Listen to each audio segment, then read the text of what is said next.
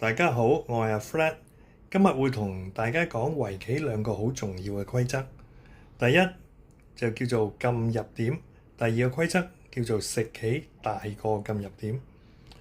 大家都睇到啦，呢一隻白棋咧得返一口氣嘅啫，所以當黑棋行喺呢一度嘅時候咧，呢隻白棋就會俾黑棋食咗。而呢一個交叉點咧，對於白棋嚟講咧係冇氣嘅，咁所以咧對於白棋嚟講咧，呢個交叉點叫做撳入點，係唔可以行入去嘅。同時有另一個規則叫做食棋大過撳入點喎。我哋睇下右邊個棋盤啦。